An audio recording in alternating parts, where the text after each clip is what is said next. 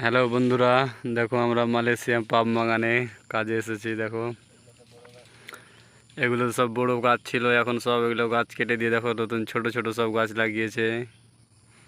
যেগুলো সব বড় পোকো আছে না, এগুলো সব গাছের 25 বছর বয়স হয়ে গেল। একটা গাছে 25 বছর ফল দিচ্ছে। আর ভেবে নাও, একটা গাছে 25 বছর যদি একটা করে ফল দেয়, একটা ফলের দাম যদি 10 টাকা করে হয়, তো 25 বছরে কত টাকা হবে?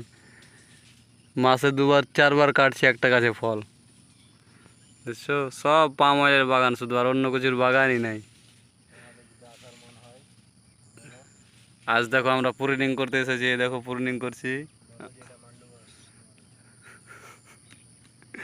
আ- আমরা ছোট বাগানে কাজ করছি, দেখছো আমাদের ছোট পুকুর। আর এগুলো সব বড় পুকুর দেখা যাচ্ছে এদিকে।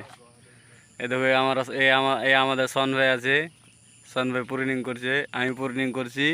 আর আমাদের শুধু একজন আছে দিল্লির, ও শুশুন করছে। ও ভিতরে আছে, দেখতে পাওয়া যাচ্ছে না ওকে। যদি ভিডিওটা দেখে ভালো লাগে, hi friend, like share comment করিও তো।